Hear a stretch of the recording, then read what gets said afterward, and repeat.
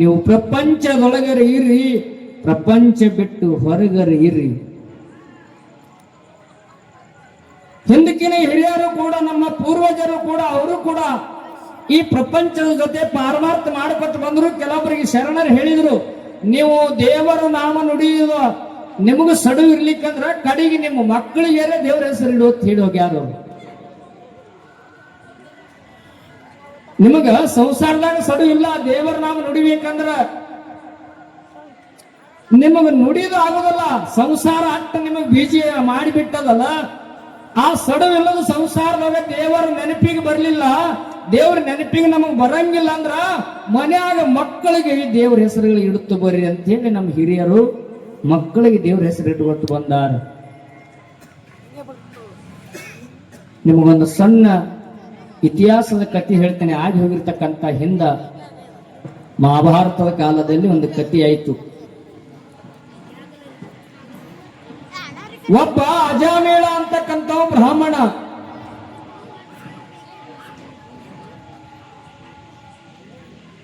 ಅಜಾಮೇಳ ಅಂತಕ್ಕಂಥ ಬ್ರಾಹ್ಮಣ ದಿನಂಪ್ರತಿ ಏನ್ ಮಾಡ್ತೈತಿ ಕೇಳಿದ್ರೆ, ತಂದಿಗೆ ಹೋಮ ಹವನ ಮಾಡ್ಲಿಕ್ಕ ದಿನ ಕಾಡಿಗೆ ಹೋಗಿ ಕಟ್ಟಿಗೆ ತಂದು ಕೊಡ್ತಿದ್ದ ಹೋಮಕ್ಕೆ ಹಾಕ್ಲಕ್ಕ. ಅಜಾಮೇಳ ಸಣ್ಣವಿರ್ಲಕ್ಕ ಅವ್ರ ತಂದೆ ಕಾಯಕ ಹಚ್ಚಿದ್ದ. ದಿನ ಕಾಡಿಗೆ ಹೋಗೋದು, ಯತ್ನಕ್ಕ ಕಟ್ಟಿಗೆ ತರೋದು, ಶ್ರೀಗಂಧ ಕಟ್ಟಿಗೆ, ಆ ಕಟ್ಟಿಗೆ ಈ ಕಟ್ಟಿಗೆ ತಂದ ಹೋಮಕ್ಕ ತಂದಿಗೆ ಕೊಡ್ತಿದ್ದ. ತಂದಿ ಊರಾಗ ಹೋಮ ಮಾಡ್ತಿದ್ದ. ಯಾವುದೇ ತೊಂದರೆ ಬರದಂಗ ಮನ್ಯಾಗ ಹೋಮ, ಊರಾಗ ಹೋಮ, ಗುಡಿ ಮುಂದೆ ಹೋಮಗಳೇ ಮಾಡ್ಬೇಕಾದ್ರೆ ಕಟ್ಟಿಗೆ ಬೇಕ, ಶ್ರೀಗಂಧದ ಕಟ್ಟಿಗೆ.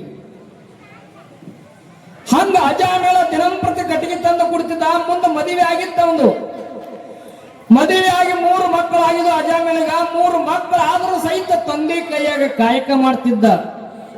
ದಿನಾ ಕಾಡಿಗೆ ಹೋಗುದು, ಶ್ರೀಗಂಧ ಕಟ್ಟಿಗೆ ಕಡ್ಕೊಳ್ಳೋದು, ಒಣಗಿದು ತಗೊಳ್ಳೋದು, ತೆನಿ ಮೇಲೆ ತಗೊಂಡು ಬರುದು, ತಂದಿಗೆ ಕುಡುದು, ಇದೊಂದು ಅವ್ರದ್ದು ನಿತ್ಯದ ಕಾಯಕ. ದಿನನಿತ್ಯ ಹೋಗಂಗ ಒಂದು ದಿವಸ ಅಜಾಮೇಳ ಕಾಡಿಗೆ ಹೋದ. ಹೋಗಿ ಕಟ್ಟಿಗೆ ತಗೊಂಡು ಬರುವಂತ ಸಂದರ್ಭದಲ್ಲಿ ಒಬ್ಬಕ್ಕೆ ಸುಂದರವಾಗಿರ್ತಕ್ಕಂಥ ಹೆಣ್ಣು ಮಗಳು ಆತನ ಕಣ್ಣಿಗೆ ಕಂಡಿದ್ದಳು. ಸುಂದರಿಯರೊಳಗೆ ಅತಿ ಸುಂದರಿ. ಸಾಮಾನ್ಯ ಸುಂದರಿಯರು ಬೇರೆ, ಮಧ್ಯಮ ಸುಂದರಿಯರು ಬೇರೆ, ವಿಶೇಷ ಸುಂದರಿಗಳು ಬೇರೆ. ದೇವಲೋಕದ ರಂಬೆ ಊರ್ವಶಿ ಅವ್ರ ಮುಂದೆ ಏನೋ ಅಲ್ಲ, ಅಷ್ಟು ಚೆಲುವ ರೂಪವಂತೆ ಹೆಣ್ಣು ಮಗಳು ಅಜಾಮೇಳಗೆ ಭೇಟಿಯಾಗಿದ್ದಳು. ಇವನ ನೆದರೆ ಯಾವಾಗ ಹೆಣ್ಣು ಮಗಳ ಮೇಲೆ ಬಿತ್ತು, ಅವನ ಮನಸ್ಸು ಜಾರಿತ್ತು. ಮನಸ್ಸು ಜಾರಿತ್ತು.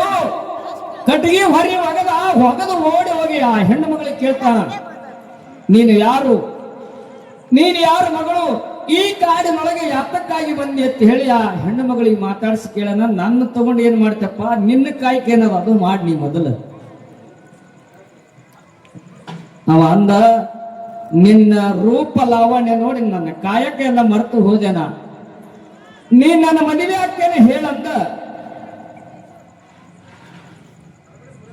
ಆ ವೇಷಿ ಹೆಣ್ಣು ಮಗಳಕ್ಕಿ, ವೇಷಿ ಹೆಣ್ಣು ಮಗಳು ಹೇಳ್ತಾಳ, ಅಲ್ಲಪ್ಪ ನೀವೊಬ್ಬ ಧರ್ಮವಂತ ಬ್ರಾಹ್ಮಣ, ನೀನು ಪರಸ್ತ್ರೀಯರನ್ನ ನೋಡಿ ಮನ ಕರಿಗಿ ಈ ತರ ಕೇಳುದು, ಪರಸ್ತ್ರೀಯರ ಸಂಘ ಮಾಡುದು ಮಾ ಪಾಪ ಐತಿಪ್ಪ, ಮಾಡಬೇಡ.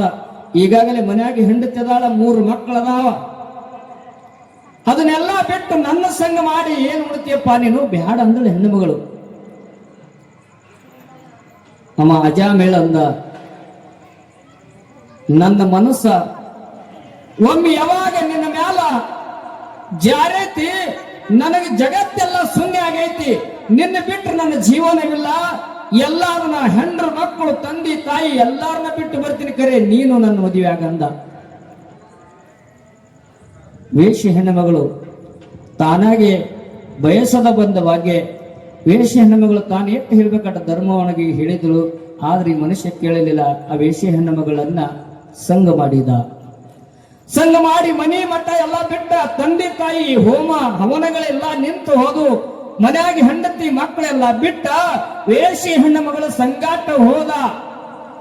ಬಂದರವಾಡ ಅಂತ ಊರು ಬಿಟ್ಟ ಚೌಡಾಪುರ ಅಂತ ಊರಾಗ ಹೋಗಿ ಮನಿ ಮಾಡ್ಕೊಂಡ ಅಲ್ಲೇ ಜೀವನ ಮಾಡ್ಲಿಕ್ಕತ್ತ. ಹೆಂಡ್ರ ಮಕ್ಕಳು ಇಲ್ಲಿ ಕೊರಗಲಕತ್ತು.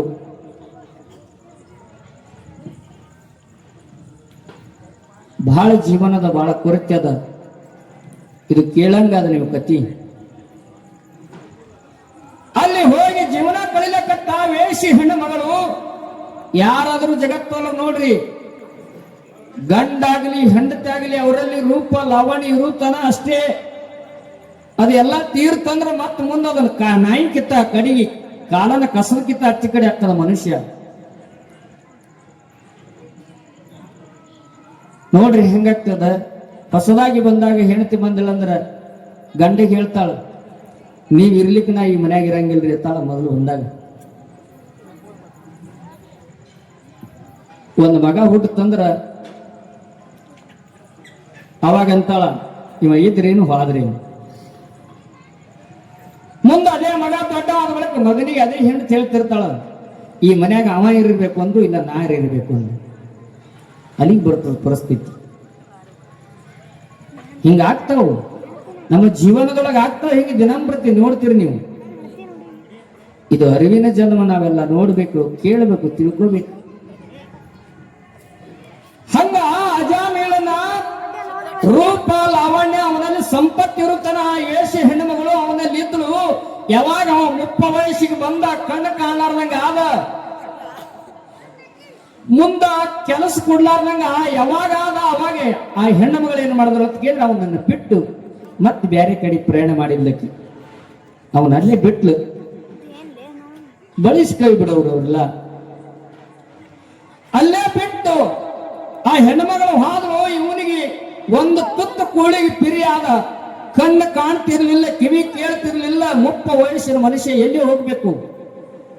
ಬಿದ್ದರೆ ಯಾಕೆ ಬಿದ್ದಿದ್ದು ಕೆಲವರಿಲ್ಲ, ಉಳ್ಳಿಕ್ಕೆ ಯಾರು ಉಂಡಿಲ್ಲದ ಕೆಲವರಿಲ್ಲ. ಅಂತ ಪರಿಸ್ಥಿತಿ ಅವನಿಗೆ ಬಂದು ಅವಾಗ ಚೌಡಾಪುರದ ಗ್ರಾಮದ ಹಿರಿಯರೆಲ್ಲರೂ ಕೂಡಿಕೊಂಡು ಇಲ್ಲೇ ಮಕ್ಕಳು ಬಂದರವಾಡದವರು ಹೋಗಿ ಅವ್ರ ಹೆಂಡ್ರ ಮಕ್ಕಳು ಅದಾರ, ಅವರಲ್ಲಿ ಬಿಟ್ಟು ಬಂದ್ರಾಯ್ತು. ಅವರವ್ರು ನೋಡ್ತಾರ ತಿಳ್ಕೊಂಡ ಆ ಅಜಾಮಿಳನ್ನು ಕರ್ಕೊಂಡು ತಂದ ಮೊದಲನೇ ಹೆಂಡತಿ ಬಲಿ ಬಿಟ್ರು. ಮಕ್ಕಳು ವಯಸ್ಸಿಗೆ ಬಂದಿದ್ರು, ದೊಡ್ಡವರಾಗಿದ್ರು. ಇದು ನಾಮದ ಸುದ್ದಿ ಹೇಳಕತ್ತೀನಿ ಅಂತ ಬ್ಯಾರೆ ಕತಿ ಅಲ್ಲ. ಮಕ್ಕಳು ವಯಸ್ಸಿಗೆ ಬಂದಿದ್ರು. ಈ ಅಜಾಮೇಳನ ತಂದೆ ಮೊದಲನೇ ಹೆಂಡತಿ ಬಲಿ ಬಿಟ್ರು. ಹೆಂಡ್ರು ಮಕ್ಕಳು ಕೂಡ ಅವನು ಸೌಸೆಟ್ ಮಾಡ್ಲಿಕ್ಕತ್ರು. ಮುಂದೆ ಅವನಿಗೆ ಮರಣ ಬಂತು. ಮನ್ಸದ ಮೇಲೆ ಮಕ್ಕೊಂದಿದ್ದ, ಈಗ ಸಾಯ್ತಾನ ಆಗ ಸಾಯ್ತಾನ ಅನ್ನುವಂತ ಪರಿಸ್ಥಿತಿ ಇತ್ತು. ಒಬ್ಬ ಅವನ ಮಗನಿಗೆ, ಸಣ್ಣವನಿಗೆ ನಾರಾಯಣ ಅಂತೇಳಿ ಹೆಸರಿಟ್ಟಿದ್ರು. ಅಜಾಮಿಳನ ಮಗ 3ನೇ ನಂಬರ್ದವ, ಅವನಿಗೆ ನಾರಾಯಣ ಅಂತೇಳಿ ಹೆಸರಿಟ್ಟಿದ್ರು ಅಂತವ್ರು. ಅವಾಗ ಅವನು ಸಾವು ಸಮೀಪ ಬಂತು.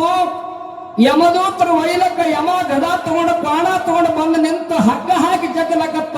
ಅವನ ಯಮನ ಅಕರಾಳ ವಿಕರಾಳ ರೂಪ ನೋಡಿ ಇವ ಅಜಾಮೇಳ, ಏ ನಾರಾಯಣ ಬಾರೋ ಬಾರೋ, ನಾರಾಯಣ ಬಾರೋ, ನಾರಾಯಣ ಬಾರೋ, ಯಾರ ಬಂದರಂತ ಹೇಳಿ ಕೂಗಿದಂತವ. ನಾರಾಯಣ ಬಾರೋ, ಯಾರ ಬಂದರ, ನಾರಾಯಣ ಬಾರೋ ತೇನು ಕೂಗಿದ 3-4 ಸಾರಿ. ಈ ಶಬ್ದ ಯಾರಿಗೆ ಮುಟ್ಟಿತ್ತ ಕೇಳಿದ್ರೆ ವೈಕುಂಠದೊಳಗಿದ್ದಿರ್ತಕ್ಕಂಥ ವಿಷ್ಣು ನಾರಾಯಣಗೆ ಇದು ಮುಟ್ಟಿತ್ತ ಶಬ್ದ ಹೋಗಿ. ವಿಷ್ಣು ನಾರಾಯಣ ತನ್ನ ವೈಕುಂಠದಾಗಿರ್ತಕ್ಕಂಥ ದೂತರನ್ನೆಲ್ಲ ಕರೆದ, ಇಂಥ ಗ್ರಾಮಕ್ಕೆ ಹೋಗ್ರಿ, ಅಜಾಮಿಳ ನನ್ನ ಹೆಸರು ತಗೊಂಡು ಕೂಗಲಕತ್ತನ, ಯಮದೂತರ ಅವನ ಜಗ್ಲಕತ್ತಾರ.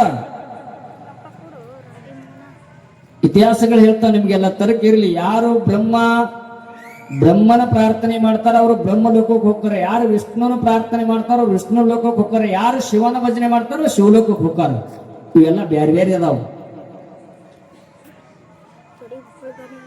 ಇಲ್ಲಿ ಯಮದೂತರು ಜಗಲಾಕತ್ತಾರ ಬಂದು ವಿಷ್ಣು ನಾರಾಯಣ ವೈಕುಂಠದ ದೂತರನ್ನ ಪಟ್ಟ ಕಳಿಸ. ಅವ್ರ ಕಣ್ಣು ಮುಚ್ಚಿ ಕಣ್ಣಕ್ಕೆ ತೆರೆದ್ರಾಗ ಬಂದ ಯಮನ ಮುಂದೆ ನೆತ್ತು ಬಿಟ್ರು. ಅವರು ಯಮದೂತರಿಗೆ ಹೇಳಿದ್ರತ್ತವ್ರೆ, ವೈಕುಂಠದ ನಾರಾಯಣನ ಆಜ್ಞೆ ಆಗ್ಯದ, ಇದು ಗಿರಾಕಿ ನಂಬದೈತಿ, ನೀವು ಒಯ್ಯಂಗಿಲ್ಲ ಅಂದ್ರು. ಇದು ಗಿರಾಕಿ ನಂಬದೈತಿ, ನೀವು ಒಯ್ಯಂಗಿಲ್ಲ. ಅವಾಗ ಯಾವಾಗ ವಿಷ್ಣು ನಾರಾಯಣನ ಆಜ್ಞೆ ಬರ್ತದೆ. ಬಂದ್ ಯಮದೂತರ ಹೊಳ್ಳಿ ಹೋದ್ರ ಕೆಲವೊಂದು ದಿವಸ ಮತ್ತೆ ಅಜಾಮೇಲೆ ಬದುಕಿದ ನಂತರ ಅದೇ ವಿಷ್ಣು ನಾರಾಯಣನ ನಾಮಸ್ಮರಣೆ ಮಾಡಿ ಮುಂದ ವೈಕುಂಠದಿಂದ ವಿಷ್ಣು ದೂತರ ಬಂದು ಅವನ ಆನಿ ಮೇಲೆ ಕುಂಡ್ರಿಸ್ಕೊಂಡು ಒಯ್ದಿರತ್ತ ವೈಕುಂಠಕ್ಕ. ಒಂದು ಸಾರಿ ನಾರಾಯಣ ಅಂದಿದ್ದಕ್ಕ ಮಗನ ಹೆಸರಲ್ಲಿ ಒದರಿದ್ದಕ್ಕ ಅದು ನಮ್ಮ ಹಿರಿಯರೆಲ್ಲ ಶಾಣ್ಯರಲ್ಲ. ಮನ್ಯಾಗ ನೀವು ಶಾಂತಲಿಂಗೇಶ್ವರ ಅಂತಂದ್ರೆ ಶಾಂತಲಿಂಗ ಸದಾ ಮನ್ಯಾಗಿರ್ತಾನೆ. ಲಲಿತಾದೇವಿ ಅಂತ ಹೇಳಿ ಕಾಯಮಕ್ಕೆ ಹೋಗೋರು ಲಲಿತಾದೇವಿ ಮನ್ಯಾಗಿರ್ತಾಳ. ಅದಾದ ಬಿಟ್ಟಿರಿ ಹೆಸರಿನಾಗ ಒಂದು ಪಿಂಟ್ಯ ಪಿಂಕಿ ಅಂಟಿ ಇವೆಲ್ಲ ಇಡ್ತೀರಿ. ಇಲ್ಲಿ ಎಲ್ಲಿ ಬರ್ಬೇಕು ನಾಯಿ ಬರ್ತಾವ ನೋಡಿ ಹೊರಗಿನ ಹೋದರನ.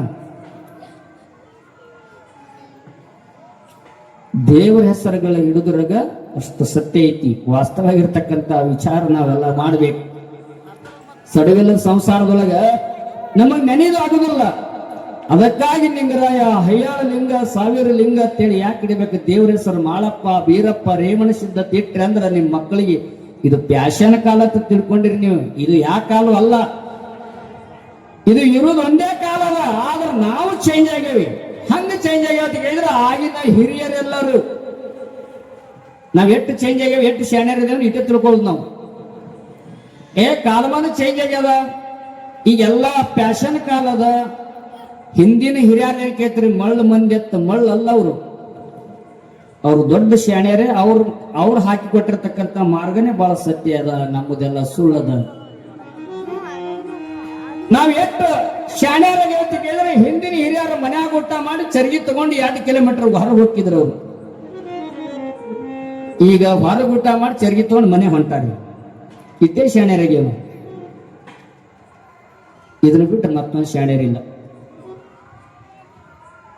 ಹೆಸರಿನ್ಯಾಗ ಪ್ಯಾಶನ್ ಇಲ್ಲ, ಹೆಸರಿನ್ಯಾಗ ಗಾತ ಅದ. ಏನಿಲ್ಲದ್ರಾಗ ಸುಖ. ಇಬ್ಬರು ದಂಪತಿಗಳಿದ್ದನಂತ. ಇದು ಮನೆ ಪ್ಯಾಶನ್ ಕಾಲ ಆಗಿರ್ತಕ್ಕಂಥ ವಿಷಯ. ಸುಮ್ಮ ಈಗ ನೋಡ್ರಿಲ್ಲ ನಗನಗತ್ತ ಒಬ್ಬೊಬ್ಬ ಹೆಸರು ಬೇರೆ ಬೇರೆ ಇಟ್ಟಿರ್ತಾರ. ಹಂಗ ಸುಮ್ಮ ಅವ ಏನಾರ ಬೇಡ ಅವನ ಅಂದ ಹೆಸರೇ ಇಟ್ರಿ ಬಿಟ್ಟಿರ್ತಾರ. ಹಂಗ ಇಬ್ಬರು ದಂಪತಿಗಳ ಅವ್ರ ಹೆಸರು ಹೆಂಗ ಇಟ್ಕೊಂಡಿದ್ರ ಅಂತ ಕೇಳಿದ್ರ ಗಂಡನ ಹೆಸರ ಗೊತ್ತಿಲ್ಲ,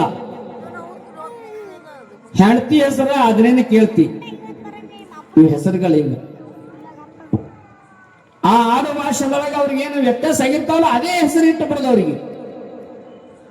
ಗಂಡನ ಹೆಸರು ಏನು ಕೇಳಿದ್ರು ಗೊತ್ತಿಲ್ಲ ತಿನ್ನತ್ತ, ಆ ಹೆಂಡ್ತವನಿಗೆ ಗೊತ್ತಿಲ್ಲ ಅಂತ ಹೆಸರು ಇಟ್ಲತ್ತ ಅವನಿಗೆ. ಇವ ಹೆಂಡ್ತಿಗೆ ಯಾಕೆ ಒದರ್ತಿದ್ನಂದ್ರ ಏನು ಕೇಳಿದ್ರೆ ಅದನ್ನೇನು ಕೇಳ್ತೀನಿ ಇವತ್ತಿದ್ಲತ್ತ ಹೆಂಡ್ತಿ. ಅದಕ್ಕೆ ಅದನ್ನೇನು ಕೇಳ್ತಿತ್ತ. ಮುಂದೆ 3 ಮಕ್ಕಳು ಹುಟ್ಟುದಂತ. ಒಂದ್ರ ಹೆಸರು ನಾಚಿಕೆ, ಒಂದ್ರ ಹೆಸರು ಮಾನ, ಒಂದ್ರ ಹೆಸರು ಮರ್ಯಾದೆ ಅಂತ ಇಟ್ಟಿರತ್ತ. ಹಿಂಗ ಹೆಸರು ಇಟ್ಟಿರತ್ತ. ಒಂದ್ ದಿವಸ ಗಾಣಗಾಪುರ ದತ್ತಾತ್ರೇಯನ ಜಾತ್ರೆಗೆ ಹೋಗ್ಯಾರ ಇಬ್ರು ಗಂಡ ಹೆಂಡತಿ. ಮಕ್ಕಳು ಮನ್ಯಾಗ ಬಿಟ್ಟು ಇಲ್ಲೇ ಸಮೀಪ ದತ್ತಾತ್ರೇಯ ಜಗದ್ಗುರು, ಜಗತ್ತಕ್ಕೆ ದೊಡ್ಡ ದೇವರ ದತ್ತಾತ್ರೇಯನ ಜಾತ್ರೆಗೆ ಹೋಗಿ ಬರೋ ತಿಳ್ಕೊಂಡು ಗಂಡ ಹೆಂಡತಿ ಇಬ್ರು ಕೂಡ ಹೋಗ್ಯಾರ. ಹೋಗಿ ದತ್ತ ಮುತ್ತರ ದರ್ಶನ ಮಾಡ್ಕೊಂಡು ಇನ್ನು ಕಾಯಿ ಹೊಡ್ಕೊಂಡು ಹೊರಗೆ ಬರ್ಬೇಕಾದ್ರ ಕಂಡಾಪಟ್ಟಿ ಗದ್ದಲ್ದಾಗ ಗಂಡ ಕಳ್ಕೊಂಡು ಬಿಟ್ಟತ್. ಗದ್ದಲ್ದಾಗ ಗಂಡ ಕಳ್ಕೊಂಡ ಅಕಾರಿಕರು ಹುಡುಕಾಡ್ತಾ ಮತ್ ಸೈಕಲ್ ಮೋಟರ್ ಇಲ್ಲ ಹೆಚ್ಚಾರ ಮತ್ ನಡ್ಕೊತ ಬರ್ಬೇಕೇನ ಬಂದ್ರು ನೋಡಕ. ಹಂಗ ಮಾಡ್ಬೇಕು ಅಂತ ಅನ್ನೋದ್ರಾಗ ಇಲ್ಲಿ ಒಬ್ರು ಬಂದ್ರು ಅರ್ಧ ಒಬ್ಬ ಮನುಷ್ಯ ಬೇಟ ಅನ್ನತ್ತೇಪ ನಮ್ಮ ಮನೆಯವ್ ನೋಡಿ ಏನತ್ ಕೇಳತ್ ಹೆಣ್ಮಗಳು. ಅವ ಅಂದತ್ತ ಇಂಥ ಗದ್ದಲ್ದಾಗ ನಿನ್ನ ಗಂಡ ಹೆಂಗ್ ಸಿಗ್ತಾನೆ? ಇಲ್ಲೇ ಮಕ್ಕಳು ಪೊಲೀಸ್ ಸ್ಟೇಷನ್ ಅದ, ಹೋಗಿ ಆ ಪೊಲೀಸರಿಗೆ ಹೇಳು ನಿನ್ನ ಗಂಡ ಹುಡುಕ್ಯಾಡ ಕೊಡ್ತಾರ ಅನ್ನೋದು. ಇದೊಂದು ಬೇಷ್ ಹೇಳಿದ ಅಣ್ಣ. ಹೇಳಿದ್ ಪಾಡು ಮಾಡ್ದೆ ತಿಳ್ಕೊಂಡು ಹೆಣ್ಮಗಳು ಪೊಲೀಸ್ ಸ್ಟೇಷನ್ ಹೋಗ್ಲತ್ತ. ಸಾಹೇಬ್ರ ನಾನು ಗಂಡ ಕಳ್ಕೊಂಡ್ರಿ ಗದ್ದಲ್ದಾಗ, ಸ್ವಲ್ಪ ನಮ್ಗೆ ಹುಡುಕ್ಯಾಡಿ ಕೊಡ್ರಿ ಅನ್ನೋದು. ಅವ ಹಿಂಗವ ಗದ್ದಲ್ದಾಗ ಕಳ್ಕೊಂಡಿರ್ಬೇಕು. ಇಲ್ಲಿ ಬಾಯಿಲಿ ನಿನ್ನ ಗಂಡನ ಹೆಸರು ಏನಾದ್ರು ಹೇಳ ಅಂದಾಗ ಗೊತ್ತಿಲ್ಲ ಅನ್ಲತ್ತಿಕ್ಕಿ. ಗಂಡನ ಹೆಸರೇ ಗೊತ್ತಿಲ್ಲ. ಗಂಡನ ಹೆಸರು ಏನದ ಕೇಳ ಗೊತ್ತಿಲ್ಲ ಅಂದಾಗ ಅವ ಪೊಲೀಸ್ ಅಂದತ್ತ. ಒಬ್ಬೊಬ್ರು ನಾಚಿ ಗಂಡನ ಹೆಸರು ಹೇಳಂಗಿಲ್ಲ. ಅದಕ್ಕಾಗಿ ಹಂಗ ಗೊತ್ತಿಲ್ಲ ಅಂತ ಹೇಳಕತ್ತಿರ್ಬೇಕು ಹೆಣ್ಮಗಳು. ನಿನ್ನ ಹೆಸರ ಏನ ಬಾಯಿ ಅಂತ ಕೇಳ್ದತ್ತವ ಅಂದಾಗ ಹೆಣ್ಮಗಳು ಏನ್ ಅನ್ಬೇಕ್ರಿ? ಅದನ್ನೇನು ಕೇಳ್ತೀರಿ ಅಂದತ್ತ. ಪೊಲೀಸರ ಭಾಷೆ ಬಾಳ ಕೆಟ್ಟ, ಒಮ್ಮೆ ಸಿಟ್ಟು ಬರ್ತಂದ್ರೆ ಬಾಳ ಕೆಟ್ಟ ಮಾತಾಡ್ತಾವ.